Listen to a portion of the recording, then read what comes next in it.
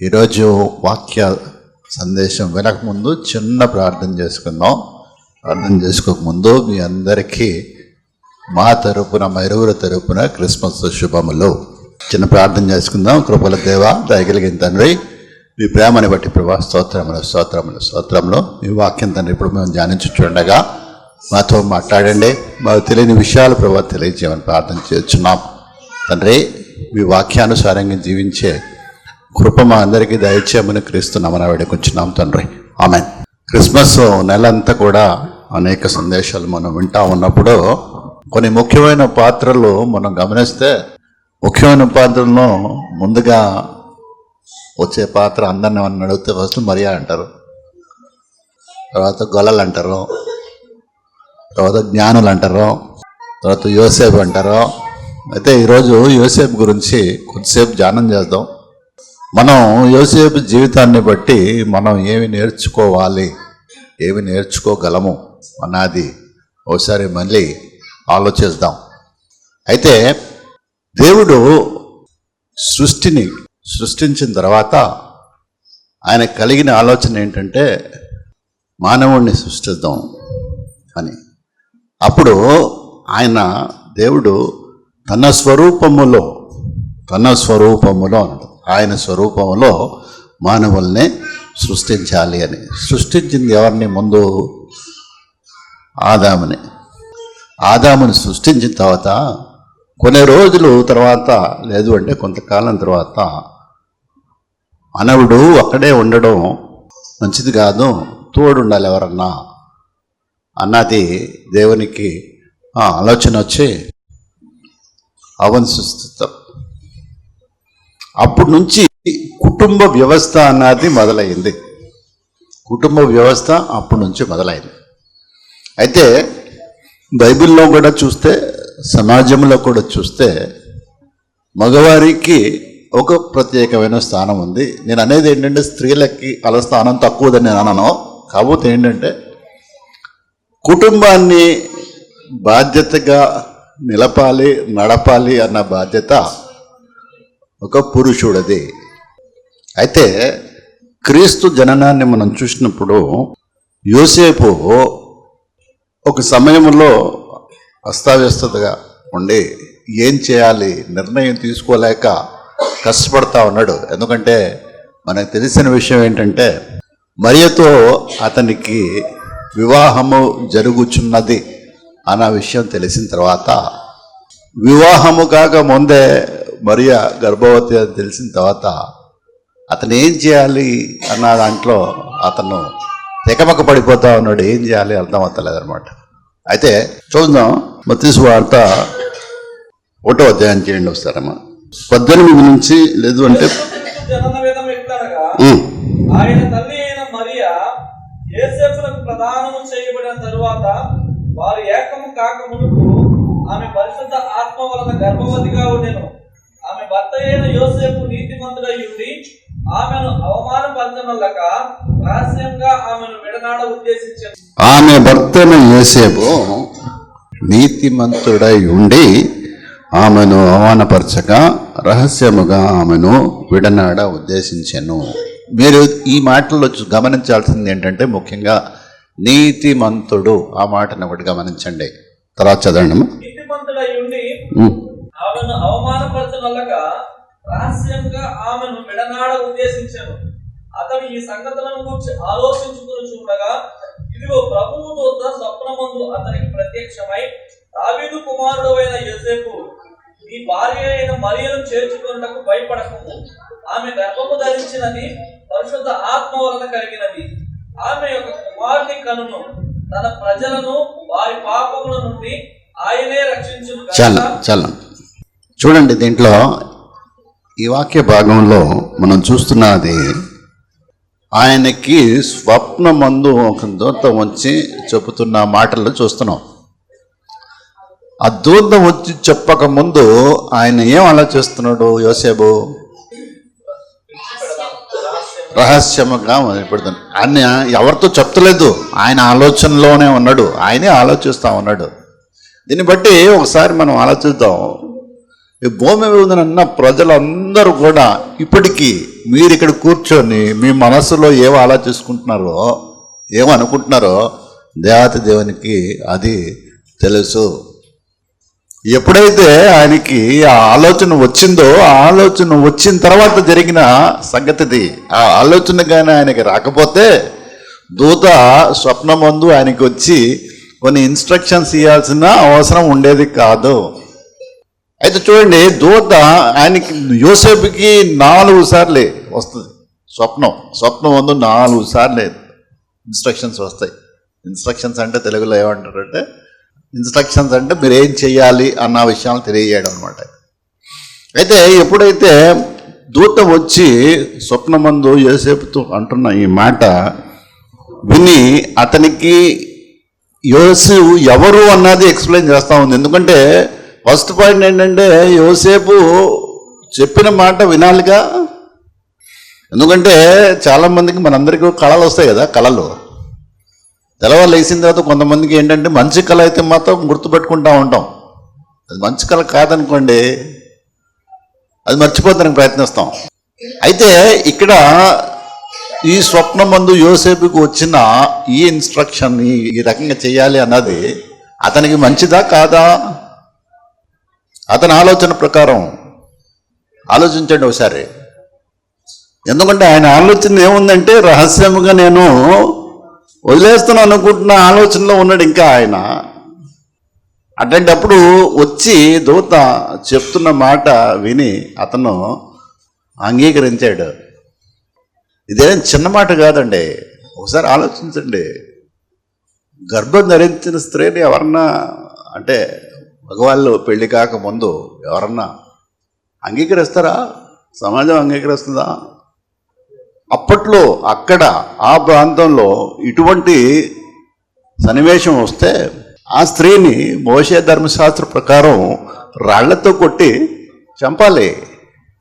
యోసేపు కానీ ఏం మాట్లాడకుండా పక్కకి తప్పుకొని ఉంటే ఆ స్త్రీకి మరి అదే పరిస్థితి వచ్చేదిగా. చూడండి ఎంత పెద్ద మనసు, ఎంత కష్టమైన నిర్ణయాన్ని తీసుకోవాల్సి వచ్చిందో యోసేపు. చూడండి ఆయనలో ఉన్న ఆ విధేయత చూడండి ఒకసారి. ఒక మాట కూడా మాట్లాడకుండా ఆయన అంగీకరించాడు.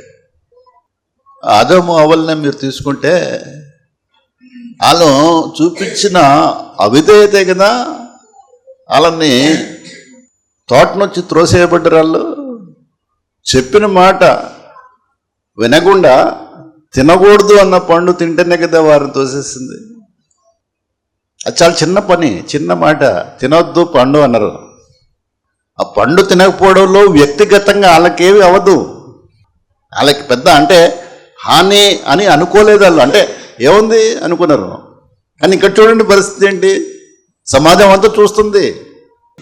యోసేపు కానీ అంగీకరించకపోతే పరిస్థితి ఎలా ఉండేది? అట్లా విధేయత చూపించడం అన్నది దేవునికి అన్నిటికంటే ఇష్టమైంది. మనుషులు మానవులు ఆయన పట్ల విధేయత చూపిస్తే దేవునికి ఇష్టలుగా ఉండకుండా ఉండలేం మనం. విధేయత అన్నది అది భయంకరమైన పాపం దేవుని దృష్టిలో. ఈరోజు మనం ఆయన వాక్యం పట్ల ఆయన ఆజ్ఞల పట్ల విధేయతగా మనం కలిగి ఉంటే కుటుంబ వ్యవస్థ ఈరోజు ఆదాము అవ్వలు ఎలా ఉన్నారో అట్లాగే ఉండేది. ఈరోజు కుటుంబ వ్యవస్థ ఈ రకంగా ఉండి ఈ జనరేషన్ అంతా ఈ రకంగా అయిపోతుంది, పాడవుతుంది అంటే ఏంటంటే అవిధేయత చూపాడే. దేవుని వాక్యం పట్ల భయం లేదు. ఏముందిలే, దేవుడు జాలిగల దేవుడు, కనికరం చూపించే దేవుడు, సాయంత్రం మళ్ళీ ప్రార్థన చేసేస్తే దేవుడు క్షమించేస్తాడు. ఇదే మైండ్ సెట్లో ఉన్నారు మనుషులు. అయితే చూద్దాం, మొదటి స్వప్నం ఇది యోసేపుది. రెండవ స్వప్నం చూద్దాం. 2వ అధ్యాయము 13వ వచనం చూడండి.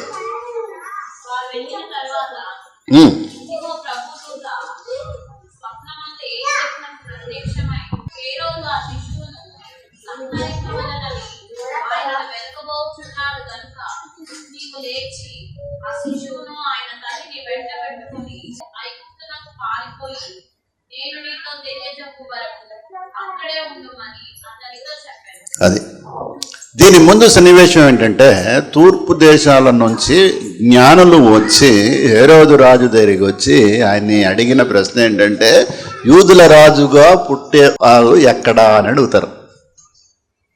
ఆ సందర్భంలో హేరోదు రాజు ఏమనుకున్నాడంటే నేనుండగా ఇంకో రాజు ఏంటి అని చెప్పేసి మీరు వెళ్ళి చూసిరండి, చూసి వచ్చిన తర్వాత నాకు చెప్పండి ఎక్కడ ఉన్నారో ఏంటో, నేను కూడా వెళ్ళి ఆరాధించి వస్తున్నాను.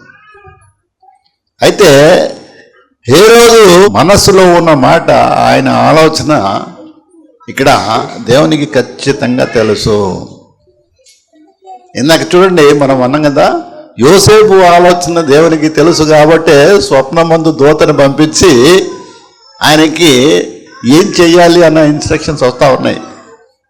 ఇక్కడ చూడండి హేరోదు ఆలోచించే విధానము దేవునికి తెలుసు కాబట్టి తర్వాత యోసేపుకి మళ్ళీ స్వప్నం ముందు కనబడి చెప్తున్న ఇన్స్ట్రక్షన్ ఏంటంటే హేరోదు రాజు ద్వారా శిశువుకి డేంజర్ ఉంది.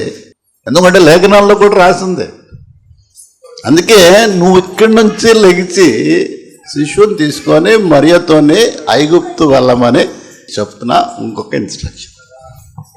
మీరు ఆలోచించండి, ఒక ఊరు నుంచి ఇంకొక ఊరికి వెళ్ళిపోవడం అంటే ఇమీడియట్గా రాత్రికి రాత్రి ఊరు వదిలేసి వెళ్ళిపోవడం అన్నది ఎంత కష్టమో. ఈరోజు రాత్రి గారి మీకు చెప్తే మీరు ఇక్కడి నుంచి తెల్లవారే టైం కల్లా మీరు ఈ ఊర్లో ఉండద్దు, మీరు ఇక్కడి నుంచి ఢిల్లీయో కాశ్మీరో వెళ్ళిపోండి అంటే ఎవరన్నా పోగలుగుతారా అంత తేలిగ్గా? ఎందుకంటే ఆలోచించండి, ఒకసారి కుటుంబం ఉన్న తర్వాత భార్య భర్త శిష్యు ఉంటే వాళ్ళు ఎస్టాబ్లిష్ అయ్యి ఉంటారు అక్కడ.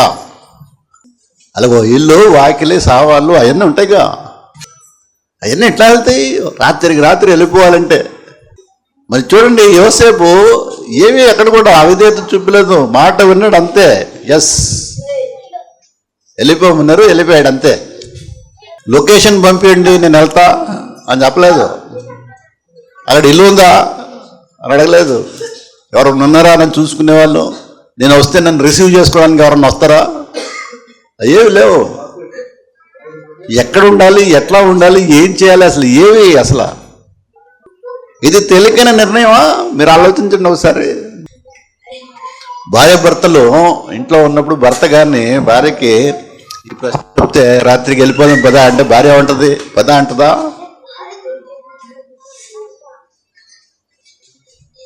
చూడండి ఎంత కష్టమైన నిర్ణయాలను యోసేపు తీసుకున్నాడో. మూడో స్వప్నం చూడండి, అదే 2వ అధ్యాయము 19-20 వచనం చూడండి.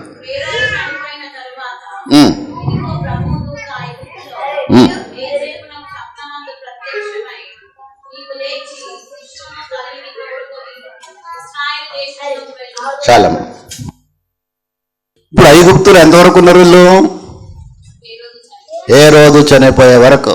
అంటే వాళ్ళని సేఫ్గా ఉంచడానికి, జాగ్రత్తగా వాళ్ళని ఉంచడానికి హేరోదు చనిపోయే వరకు వాళ్ళని దేవుడు అక్కడే ఉండమని చెప్పాడు. అంటే చూడండి ఇంకోటి, ఐగుప్తులో యోసేపు ఉన్నప్పుడు ఐగుప్తులో ఉంటను ఖచ్చితంగా ఇక్కడే సెటిల్ అవుతున్నా అన్న ఉద్దేశం యోసేపుకి లేదు. యోసేపు still waiting for the instruction. మళ్ళీ నేను ఏం చేయాలి అన్న మాట దేవుడు చెప్తాడు నాకు అన్న విశ్వాసం, ఆ మనసు ఉండే ఉంటుంది యోసేపుకి. అంతవరకు ఆయన ఐగుప్తులో ఉంటూ మళ్ళీ ఎప్పుడైతే ఈ మాట చెప్పడంతోనే అక్కడి నుంచి మళ్ళీ తిరిగి ఎక్కడికి రావడం, ఇజ్రాయెల్కి రావడం జరిగింది. ఇక్కడ చూడండి, ఇక్కడ కూడా యోసేపు మాటకి లోబడుతున్నాడా లేదా? ఖచ్చితంగా లోబడుతున్నాడు మాటకి, అనుమానం లేకుండా చెప్పింది చెప్పినట్టే చేస్తున్నారు అనమాట. 4వ చూడండి, అదే అధ్యాయం 22వ వచనం చూడండి. అయితే అర్కెలాయు తన తండ్రి అయిన హేరోదునకు ప్రతిగా యూదా దేశమును ఏలుచున్నాడని విని అక్కడికి వెళ్ళవెలిచి స్వప్నమందు దేవుని చేత బోధింపబడిన వాడై గలిలయ ప్రాంతములకు వెళ్ళి నజరేతు అను ఊరికి వచ్చి అక్కడ కాపురం ఉండెను. ఆయన నజరేయుడు అనబడునని ప్రవక్తలు చెప్పిన మాట నెరవేరినట్లు ఇలాగ జరిగాను. చాలా ఇది ఇంకో స్వప్నం ముందు వస్తున్న మాట చూడండి. ఎక్కడికి వెళ్ళాలి అన్నది మళ్ళీ బయలుదేరి వస్తా ఉన్నప్పుడు రూట్ మారింది చూడండి. బయలుదేరి వస్తా ఉన్నప్పుడు అక్కడికి కాదు, ఇక్కడి నుంచి ఇక్కడికి వెళ్ళు, నజరేతుకి వెళ్ళు. ఇవన్నీ ముందు ప్రవక్తలు ప్రవచించారు, ఇవన్నీ నెరవేరుతున్నాయి. యోసేపు చూడండి, సగం దూరం వచ్చిన తర్వాత అడిగి ఉండొచ్చు కదా, ఏంటి నువ్వు నాతో ఆటలాడుతున్నావు, అటంటావు ఇటంటావు ఏంటి అసలు ఇది ఏమనలేదండి. అసలు చెప్పింది ఏ రకంగా ఇన్స్ట్రక్షన్ వస్తుందో ఆ రకంగా చేస్తా పోతున్నాడు. అది ఈ రోజుల్లో ఎంతమంది చేస్తున్నారు, ఎస్పెషల్లీ పురుషులు ఎంతమంది బాధ్యతగా కుటుంబాన్ని, ఈ కుటుంబ వ్యవస్థని ఏ రకంగా కరెక్ట్గా ఉంచాలి అన్న మనసు కలిగి ఉన్నారు. ప్రార్థనలో మనం కుటుంబం అంతా ప్రార్థనలో ఉంటే ఖచ్చితంగా దేవుడు మనల్ని నడిపిస్తాడు. మనం ప్రార్థన చేసేది కూడా అదే, ప్రభువా మమ్మల్ని నడిపించు. కాకపోతే దేవుడు మన దగ్గర నుంచి ఏం కోరుతున్నాడంటే ఆయన మాటకి, ఆయన వాక్యానికి విధేయత చూపించమని కోరుతున్నాడు. మన ఇష్టానుసారంగా మనం జీవించి, లేదు అనుకుంటే ముందే మనకి ఏం కావాలో అన్నీ మనమే అనేసుకొని ప్రభువా నాకు ఈ రకంగా నువ్వు చెయ్యాలి అనుకుంటే అది కుదరదు. అది దేవుని ఆలోచన కాదది. అందుకే దేవుని ఉద్దేశాల ప్రకారంగా యోసేపు అట్లాగే చేస్తా వచ్చాడు. శిశువు అతని సొంత శిశువు, అతని రక్త సంబంధం కాదు అని తెలిసినా కూడా అతను తీసుకున్న బాధ్యత అంత తేలికైంది కాదు. శిశువు పెద్దగా అవుతా ఉన్నప్పుడు కూడా యేసు ప్రభుకి, బాలుడికి, అతని వృత్తి నేర్పించాడు.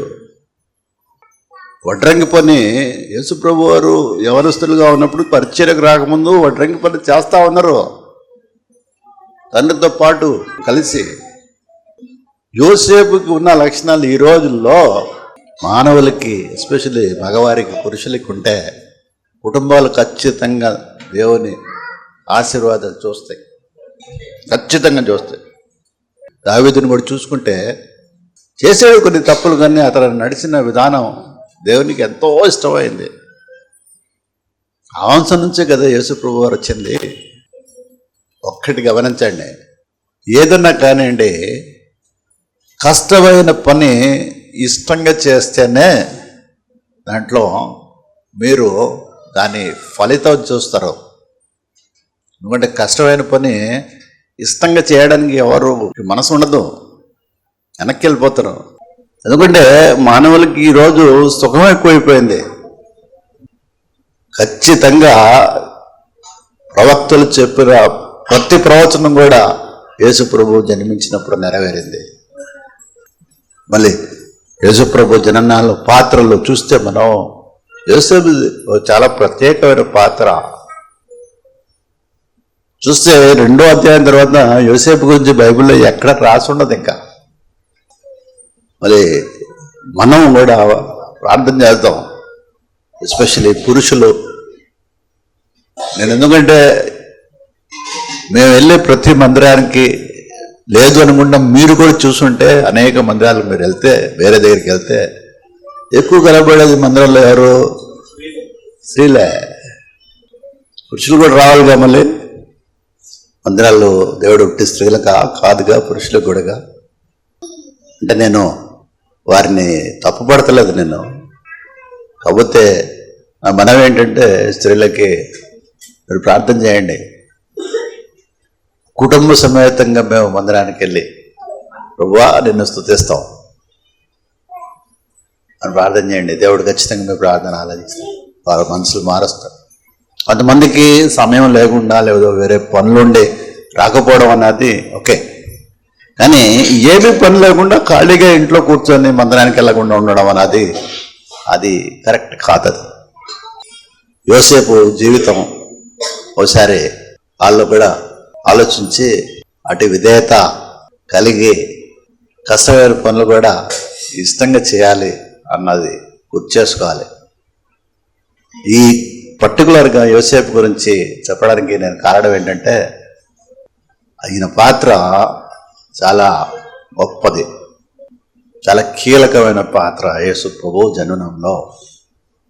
మరి ఈ పాత్ర ద్వారా మనం నేర్చుకోవాల్సింది ఏంటంటే ఆయనకు విధేయత చూపిద్దాం, ఆయన మాటకి విధేయత చూపిద్దాం, ఆయన మాటకి లోబడి జీవిద్దాం. వాటి కృప దేవుడు మనందరికీ అనుగ్రహించును గాక. ఆమేన్.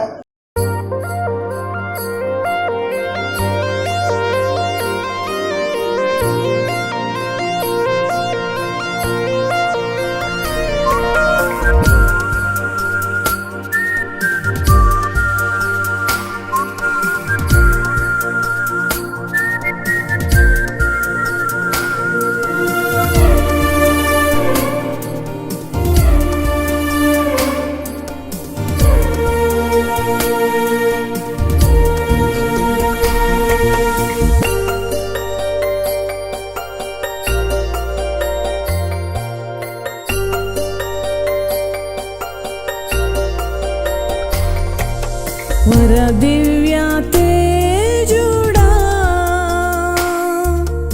ఈనేటి సుదినంబునా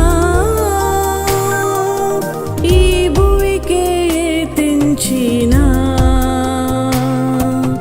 నీకే మా స్తోత్రంబులు. వరదివ్య తేజుడా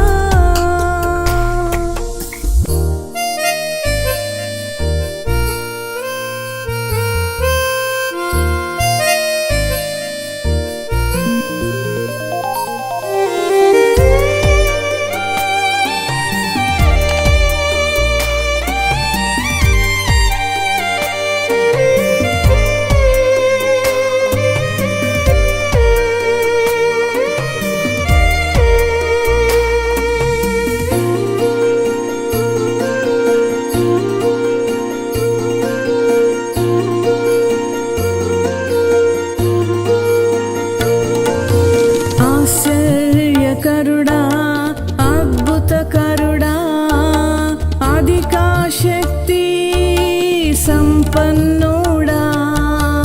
ఆశ్చర్యకరుడా అద్భుతకరుడా అధికాశక్తి సంపన్నుడా.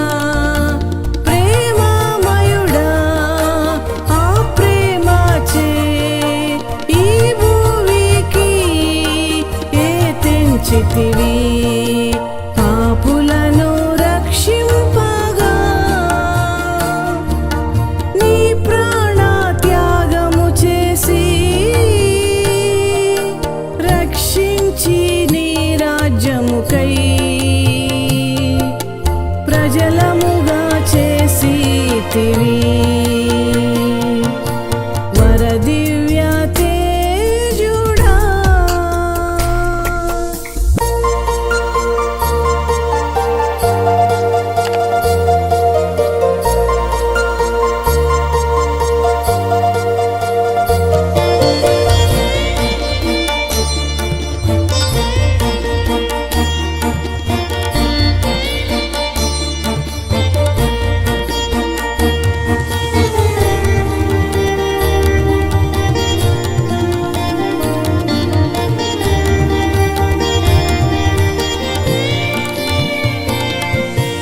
ఆ తారను చూచి జ్ఞానులు తెంచి నిన్ను దర్శించి స్తోత్రించిరి.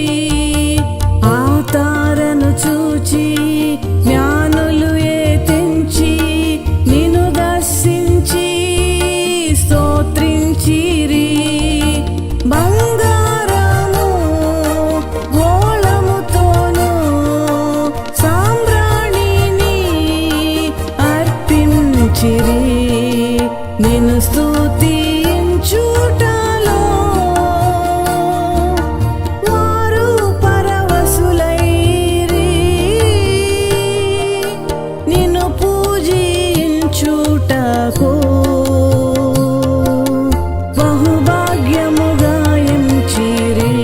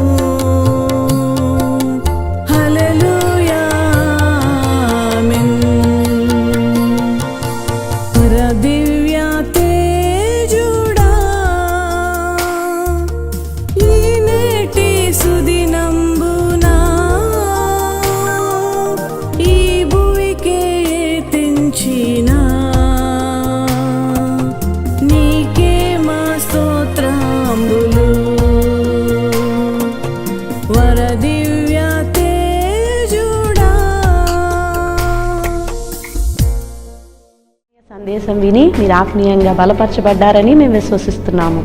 మీ ప్రార్థన అవసరతలు ఏమైనా ఉన్న యెడల మాకు తెలియచేయండి. మా ప్రార్థనా బృందం మీ కొరకు ప్రార్థించదము.